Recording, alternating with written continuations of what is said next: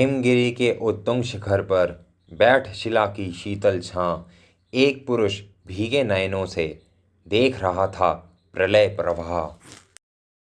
नमस्कार, मैं लाक्षु श्लोक बात में आपका स्वागत करता हूं। आज प्रसिद्ध हिंदी कवि, उपन्यासकार, नाटककार जयशंकर प्रसाद जी की जन्मतिथि है।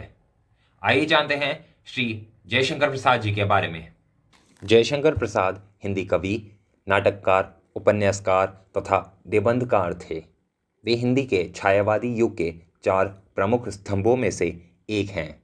उन्होंने हिंदी काव्य में एक तरह से छायावाद की स्थापना की, जिसके द्वारा खड़ी बोली के काव्य में न केवल कमनीय माधुर्य की रस सिद्धि धारा प्रवाहित हुई, बल्कि जीवन के सूक्ष्म एवं व्यापक आयामों के चित्रण की शक्ति भी संचित हुई और कामायनी तक पहुंचकर वह काव्य प्रेरक शक्ति काव्य के रूप में भी प्रतिष्ठित हो गया।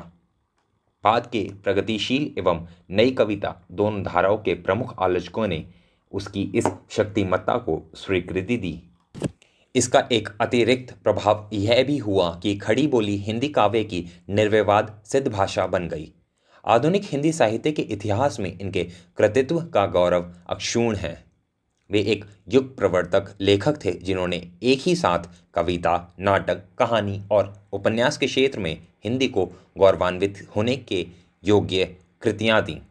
कवि के रूप में वे निराला, पंत, महादेवी के साथ छायावाद के प्रमुख स्तंभ के रूप में प्रतिष्ठित हुए। नाटक लेखन में भारतेंदु के बाद वे एक अलग धारा बहाने वाले युग प्रवर्तक नाटककार रहे, जिनके नाटक आज भी पाठक न केवल चाव से पढ़ते हैं, बल्कि उनकी अर्थगर्भिता तथा रंगमंचीय प्रासंगिकता भी दिनानुदिन बढ़ती ही गई। इस दृष्टि से उनकी महत्ता पहचानने एवं स्थापित करने में वीरेंद्र नारायण, शांता गांधी, सत्येंद्र तनेजा एवं अब कई दृष्टियां से सबसे बढ़कर महेश आनंद का प्रशंसनीय ऐतिहासिक योगदान रहा। इसके अलावा कहानी और उपन्यास के क्षेत्र में भी उन्होंने कई यादगार कृतियां दी। 47 वर्षों के छोटे से जीवन में कविता, कहानी, नाटक, उपन्यास और आलोचनात्मक आदि विभिन्न विधाओं में रचनाएं की। प्रसाद की काव्य रचनाएं 2 वर्गों में विभक्त हैं: काव्यपथ अनुसंधान की रचनाएं और रस सिद्ध रचनाएं। आंसू, लहर तथा कामयनी दूसरे वर्ग की रचनाएं हैं। उन्होंने काव्य रचना ब्रज भाषा में आरंभ की और धीरे धीरे खड़ी बोली को अपनाते हुए इस भांति अग्रसर हुए कि खड़ी बोली के मूर्धन्य कवियों में उनकी गणना की जाने लगी और वे युग वर्तक कवि के रूप में प्रतिष्ठित हुए। उन्होंने हिंदी काव्य में छायावाद की स्थापना की, जिसके द्वारा खड़ी बोली के काव्य में कमनीय माधुर्य की रस सिद्धि धारा प्रवाहित हुई और वह काव्य की सिद्ध भाषा बन गई। उनकी सर्वप्रथम छायावादी रचना खोलो द्वार 1914 में इंदु में प्रकाशित हुई।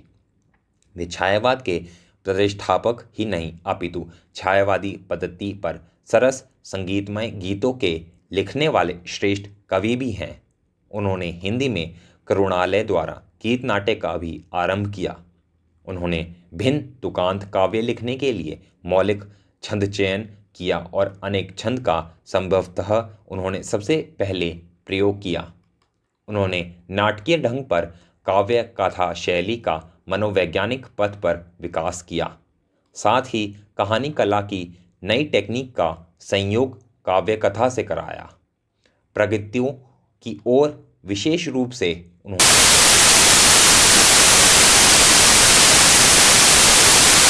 काव्य पद्धति को भाव पद्धति के सिंहासन पर स्थापित किया। काव्य क्षेत्र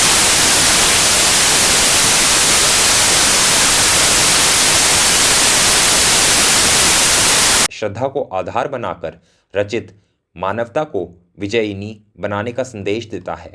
यह रूपक कथा काव्य भी है, जिसमें मन, श्रद्धा और इड़ा यानी बुद्धि के योग से अखंड आनंद की उपलब्धि का रूपक प्रत्यभिज्ञा दर्शन के आधार पर संयोजित किया गया है। उनकी यह कृति छायावाद और खड़ी बोली की काव्य गरिमा का ज्वलंतरण उदाहरण है। सुमित्रानंद पंत इसे हिंदी में ताजमहल के समान मानते हैं। शिल्प विधि, भाषा सौष्ठव एवं भावाभिव्यक्ति की दृष्टि से इसकी तुलना खड़ी बोली के किसी भी काव्य से नहीं की जा सकती।